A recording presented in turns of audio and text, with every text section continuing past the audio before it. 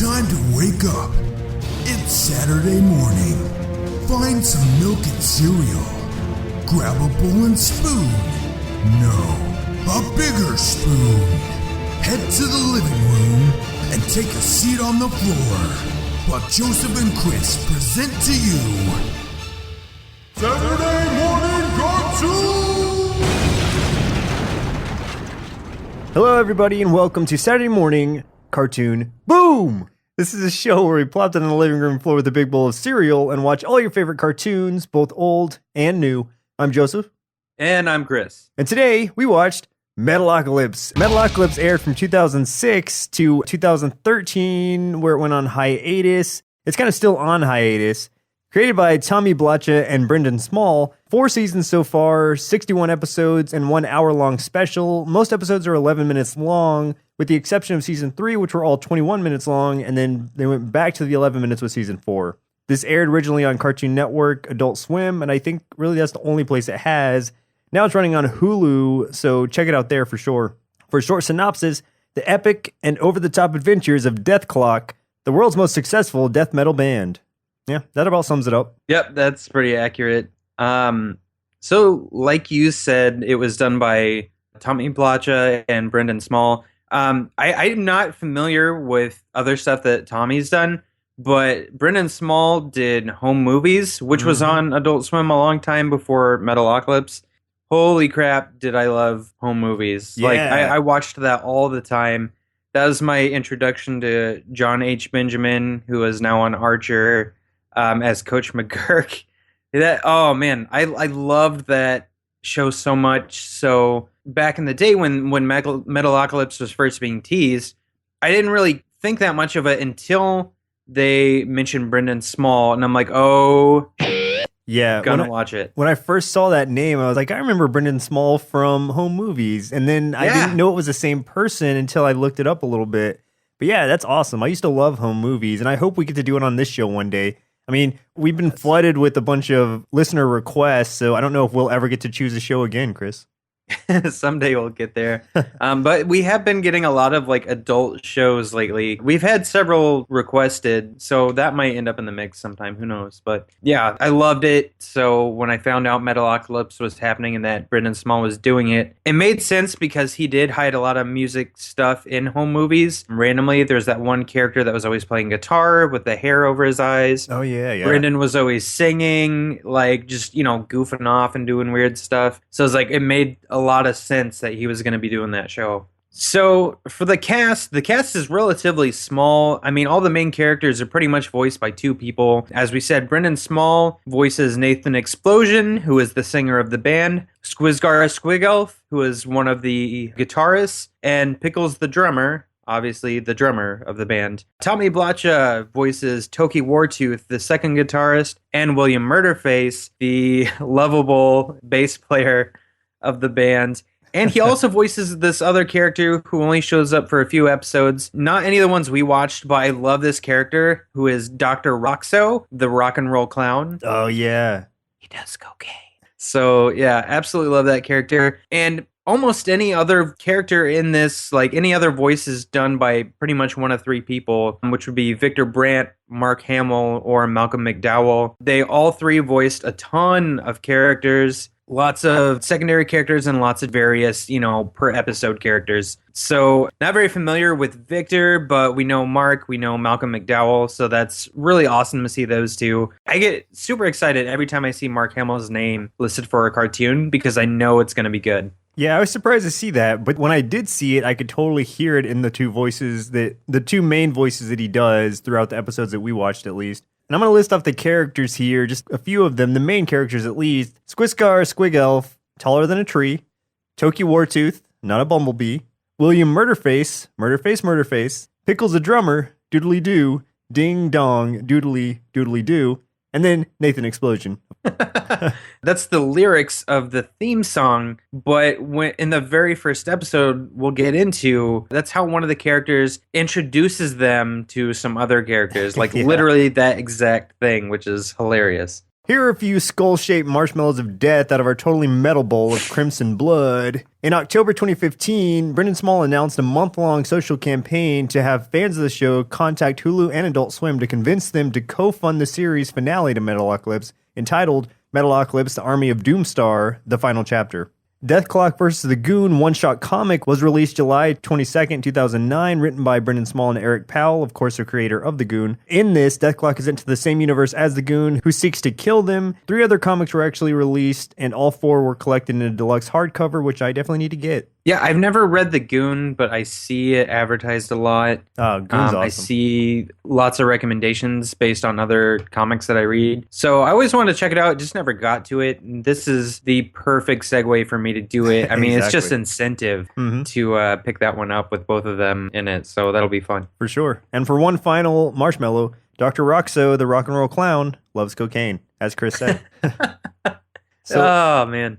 So what are your memories of this show, Chris? I have a lot of memories of this show. Like I mentioned, I heard about it before it came out, so I was really excited for it. I watched it pretty religiously for the first and second season, and then just because I didn't have television anymore after that point for a while, I got out of it. But I was in bands for a long time, and when this came out, I was playing in a band. So the humor, the jokes, and things like that, the caricatures of some of these characters were things that I could relate to because I could see other people in the industry that I've met in these characters, just very exaggerated versions of, you know, the stereotypical people that I might meet playing shows and things like that. So it was a lot of fun for me. It was a lot of fun for my bandmates. We would all watch it together, and man, we would laugh just hysterically. This was one of our favorite things to do as a band when we weren't playing music, was to watch this show. So, I mean, we were quoting it all the time. We were watching it all the time. We were constantly watching it like on the road. We would have a little TV set up, and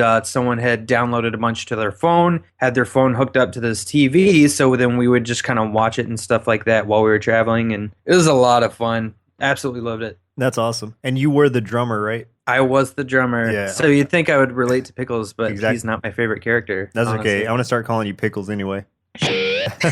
Yeah. As for me, like, I do remember the show being on Adult Swim, but I never really watched it when it was airing. Didn't really consider myself like hardcore enough to listen to metal without seeming like I was faking it when I was growing up. So I figured if I couldn't be totally hardcore fan who drank blood and bit the heads off bats and I wasn't worthy of listening to metal, and therefore wasn't worthy of watching Metalocalypse.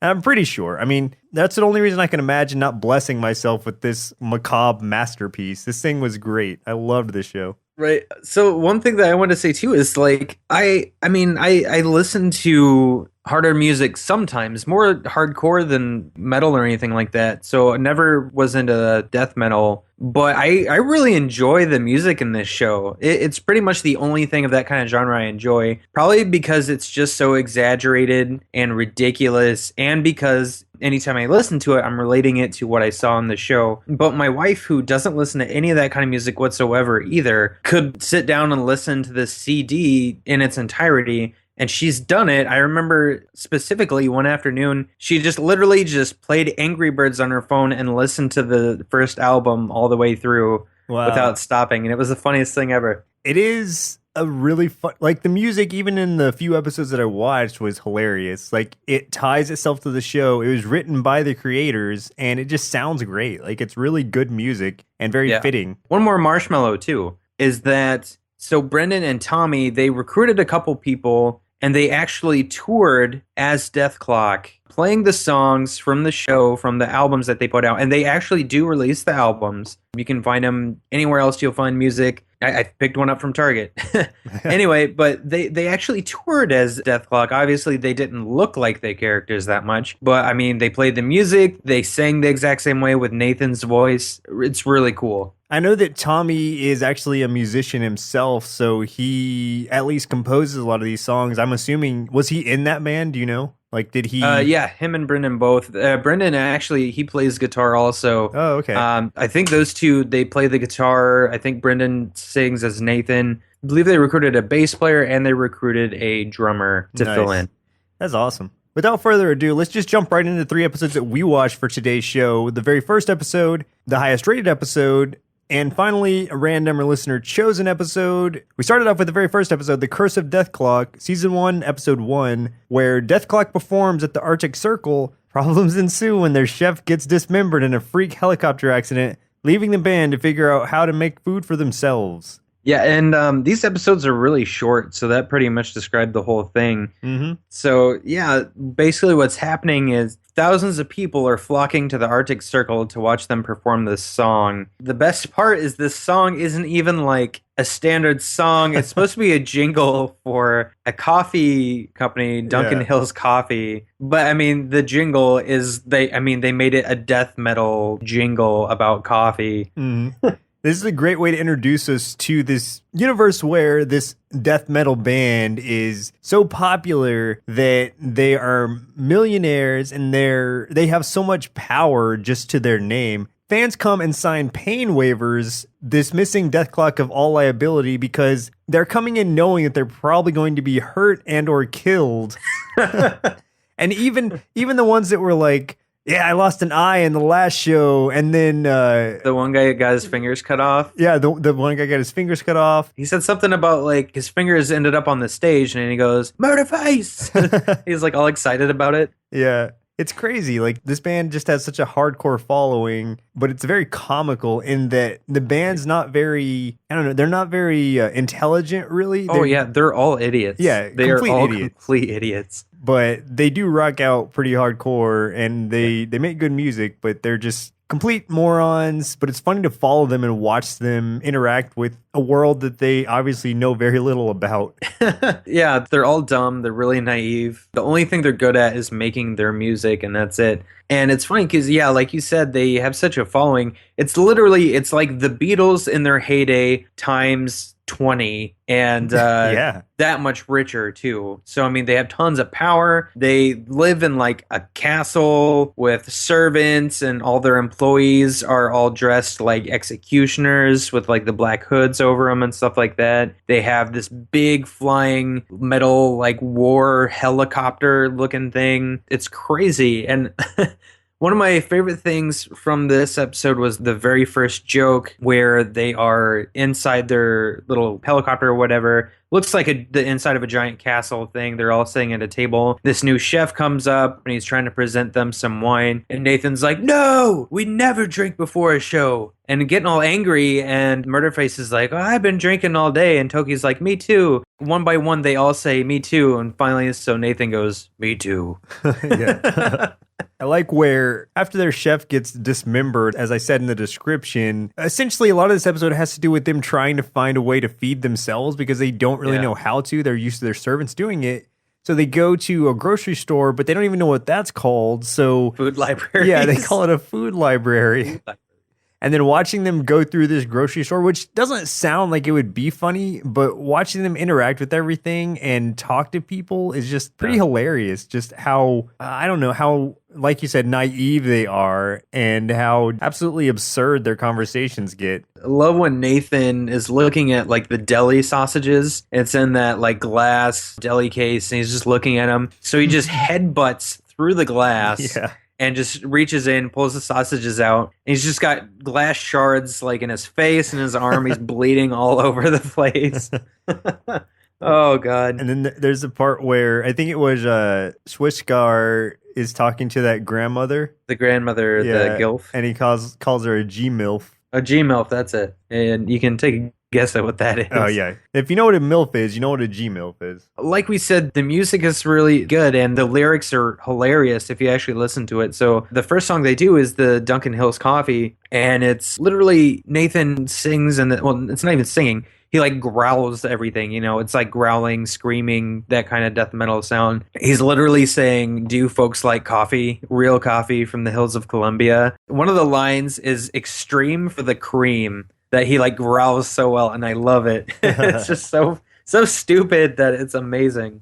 The only other thing that I really like is the very, very end of this episode. They decide they can't feed themselves, so they want to put Jean-Pierre, who's voiced by Mark Hamill, he was the chef that got dismembered, they want to put them back together so he can make them food. They're talking about sewing them back together, and Toki's like, "Oh, but we're such idiots. We would sew back together wrong." And Nathan's like, "Whoa, that's a great song title," and immediately cuts to the credits with the song playing. Sewn back together. The wrong. lyrics are like, sewn back together, wrong, back together. And it's good song too. It sounds awesome. It does sound awesome. It's so be it. Back together wrong. Yeah, it was great. Yeah, and then we actually get to see him literally sewn back together. And as far as I know, from the episodes I watched, he continues on with the series as pretty much a Frankenstein kind of sewn together chef, but willingly so. This one was actually the one that Jackie chose. Fat Kid at Detharmonic, aka Fatklok, is what it was called on Hulu. This is season. I didn't know that. Yeah, this is season 1, episode 10, where Dethklok struggles with parenthood after they adopt an overweight, mentally deficient boy. Also, having made too much money during the year, the band performs with the London Philharmonic Orchestra at a charity concert as a tax write-off. Yeah, so basically they made too much money this year, and they're trying to do charity things to write off for their taxes. They're dumb. And they think maybe adopting a kid counts. It doesn't. But they did it anyway. Which their manager tells them after the fact. Like they said, it's a very overweight, mentally deficient child. My favorite part about this whole episode is the fact that this overweight child, he doesn't even have a name. He's just Fat Kid or Fatty. Or Fatty. Yeah. The only sounds he makes, the only thing you hear come from him are hog noises. Yeah, he makes pig squeals the whole time. That's it. And it's always when he's like being forced to do something or being chased and things like being that. Restrained. But so it would be remiss if I didn't say this part, which was the very beginning of this episode. As one of their charities, they went to this island that all these people on this island had been mutated because of all this toxic nuclear waste, a bunch of mutant people. And Dethklok also decides to make this island a home for wayward kitties. Yeah. So they rounded up all these feral kittens and stuff like that, and brought them to this island so they can live freely among these people, and the people have, some companions, stuff like that. So they have this giant container full of the cats, and when they release them, the cats just run out and they just immediately start killing everybody. Yeah. They have to make it as extreme as possible. Even kittens, yeah. But these kittens were pretty damn metal. Kittens were killing everything. Yes. After that point, they adopted the Fat Kid, and then they're like, that didn't count, so now they got to come up with something else. And what they come up with is they're going to perform with the London Philharmonic Orchestra at a charity event. At one point, when they're talking about Fat Kid, he's eating the wall, like the bricks. He's just eating it. That's when their manager notices him. Yeah, and they're chasing the kid around, and they decide he's too hyper. They take him to a vet, like a regular vet, to be neutered. So then they go and perform with the Philharmonic Orchestra. It's a cool song. It's I think that's one of the cooler songs of the series. My favorite one is in the next episode, but we'll get there.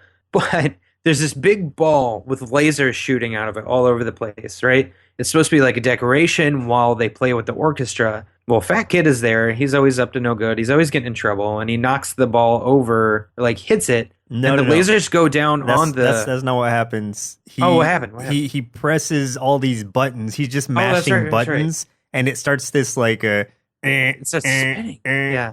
And it's like, I guess it set the lasers to death mode or something, because that's when they start cutting everyone apart. Well, cutting the London Philharmonic's orchestra apart. You hear their music stop as they just are kind of sliced in half. Right. They just keep getting cut in half and stuff. And we find out later it killed the entire orchestra. Yeah. Every single one. I liked Nathan's talk with him after the fact. That's exactly what I have down in my notes here is his talk with Fat Kid afterwards. And he's like, now, we know it's totally your fault that the entire London Philharmonic was sliced in half by a laser beam. We know that you're sorry. We know that. I guess we kind of hoped you'd use better judgment, Yeah. And then... Oh, so good. And what ends up happening after that conversation is they decide, of course, that they're not fit for fatherhood, and he would be better off if they just let him free. And it's where they decide to free him that kind of brings it back full circle, because they go back to the island with the wayward kitties. With the wayward kitties, yeah, and drop him off. At which point he's immediately attacked by these cats who have clearly taken the island over. Right, like they start flying away and he's like reaching out to them. Yeah. It's playing this really pretty music in this really somber moment, and all the kitties just run out and just tear him to pieces. But he'll be fine because he's fat. Yeah, he'll be fine. He's fat. One of my favorite lines of this episode before we go into the next one was when they were sitting at the table talking about the charity events and what they needed to do, where Toki said, I can rush all the blood to my face and give myself a real cool blowjob.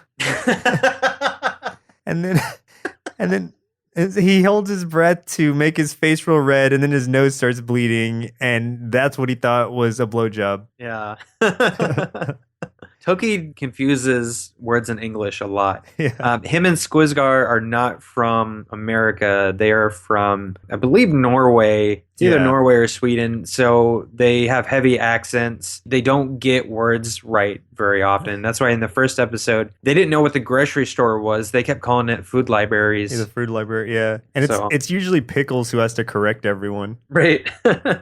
Let's move on to the last episode that we watched, which was also the highest rated episode. Metalocalypse has begun, season 1, episode 20. So we did all season 1 episodes, even though there are 4 seasons. But really, this is a good taste of everything that this show has to offer. I imagine the other seasons kind of continue in this fashion. In this one, General Crozier and Cardinal Ravenwood hire an assassin, 216's brother, to kill Dethklok during a show and plan a military strike against them. So real quick to explain and set the stage for this. Over the entire course of the show, there is, I think the best way to describe them is like an Illuminati. There's this cardinal from the Catholic Church and what looks like a bunch of military leaders from various countries. So it's a group of maybe 7 or 8 or so, and they meet in secret. And there is this prophecy that Dethklok fits the description of this group of individuals that is going to bring on the Metalocalypse, which is supposed to be the end of the world. So basically, they're kind of watching them, figuring out ways to undermine them.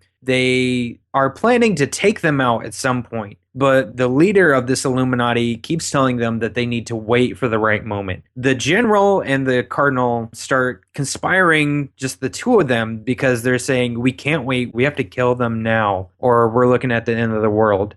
Like I said, they conspired in secret. They had an assassin infiltrate their employees in an earlier episode. That assassin ended up dying accidentally by tripping and falling and getting his face impaled on Murderface's horned codpiece he was happened to be wearing in that episode. Went right through his head and killed him. So in this episode, it starts out the general finds this guy's brother who's like this horrible mercenary guy who's like torturing somebody to death when he finds him, explains what happened, that his brother's dead, and he gives him the chance for revenge to go and kill Dethklok for him. And so that is basically the groundwork for what happens in this episode. That's a good lead into what actually happened in this episode, because I didn't know anything about 216's death because I jumped into this without having seen that, but you can pretty much put context clues together and understand what's going on still.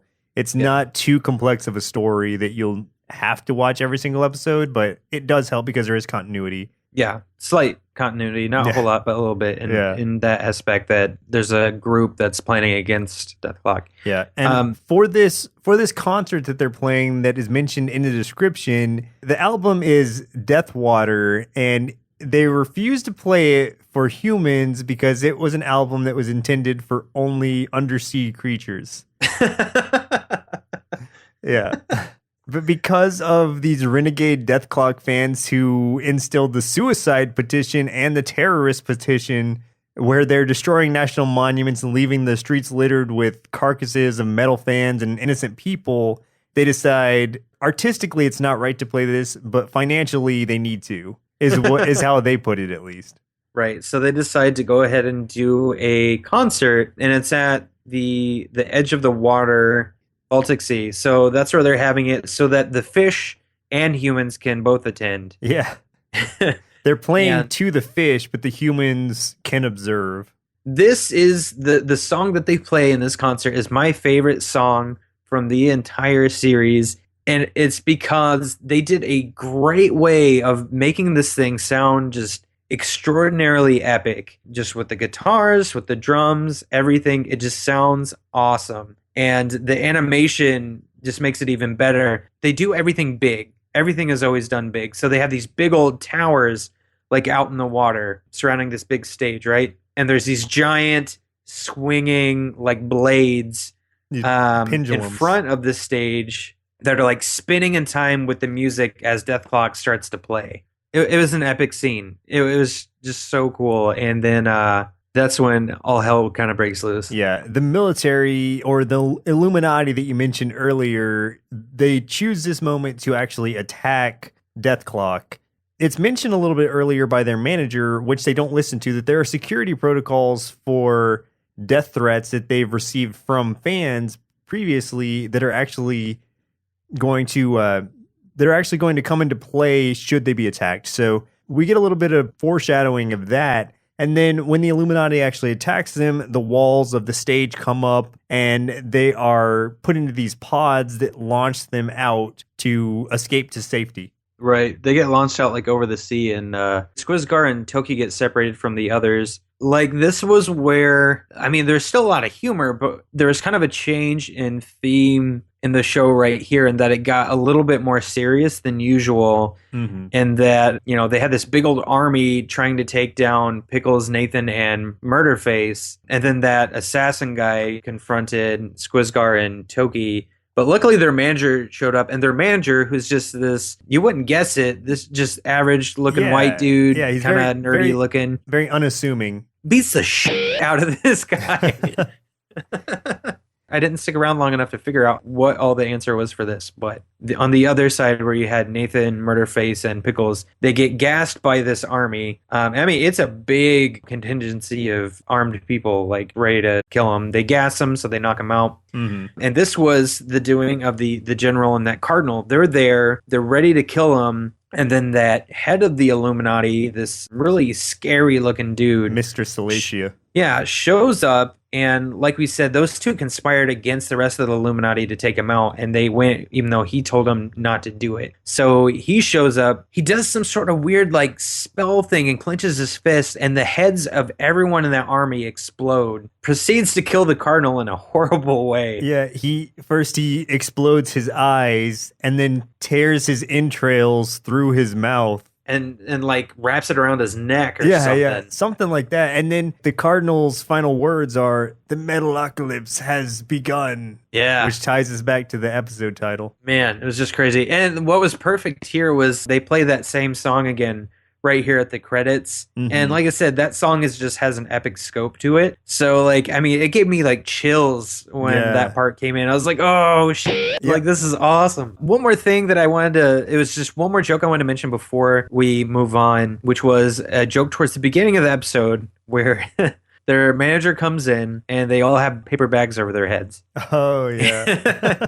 And he's like, what are you doing? Basically, they're traveling through time. Nathan explains that they found a way to travel through time at the speed of regular time with plastic bags. It was plastic bags they had over their heads. Yeah. And one of my favorite was Murderface takes his bag off and Pickles takes his off, and Murderface is like, "Boy in the street, what day is it?" And Pickles...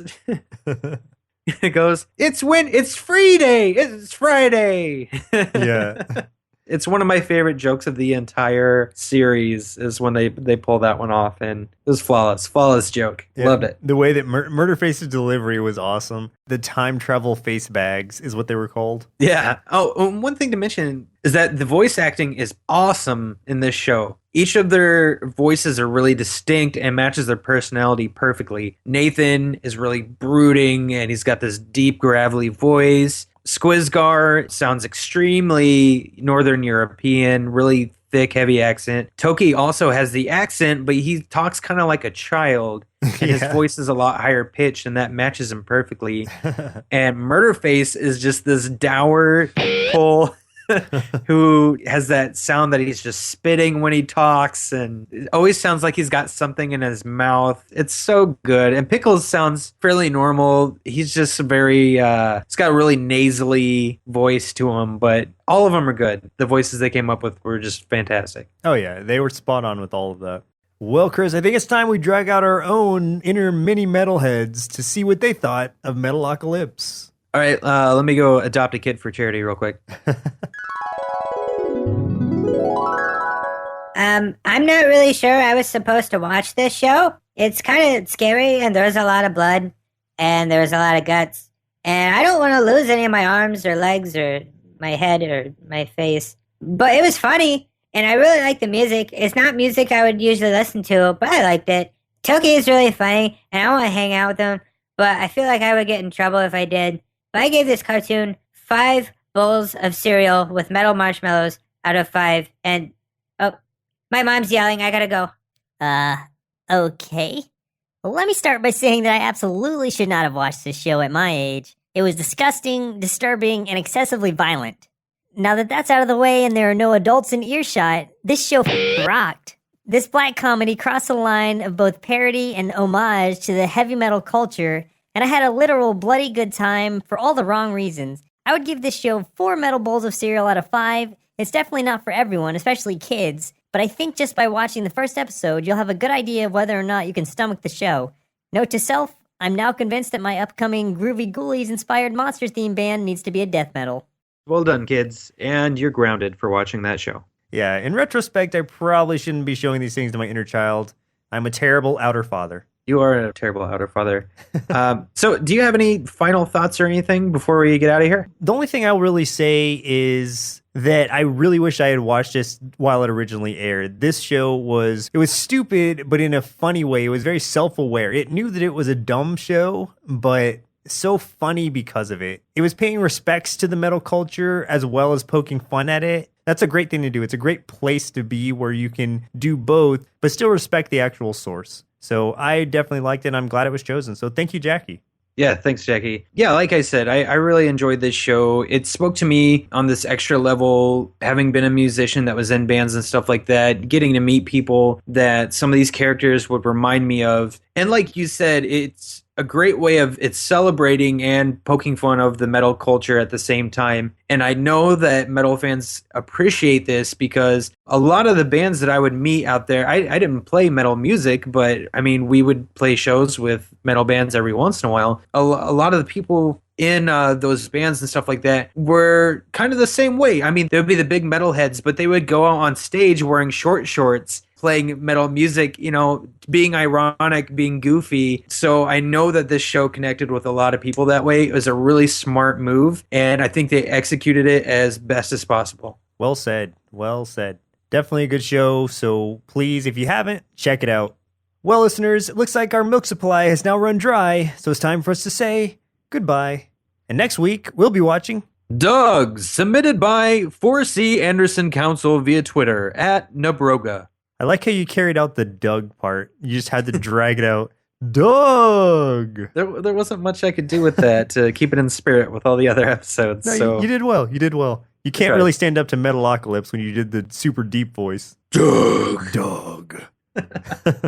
Well, once again, I'm Joseph. And I'm Chris. And we'll see you next Saturday. Thanks everyone for listening. If you like what you heard, please give us a 5-star rating on iTunes. Definitely reach out and let us know what cartoon you'd like us to cover, along with some of your favorite episodes so we can feature them on our show. You can make a request, see the current request list, or speak with the show host by visiting the Cartoon Boom subreddit. You can also connect with our network by visiting nerdsloth.com or searching for Nerdsloth on Facebook, Instagram, Twitter, and YouTube. See you next Saturday.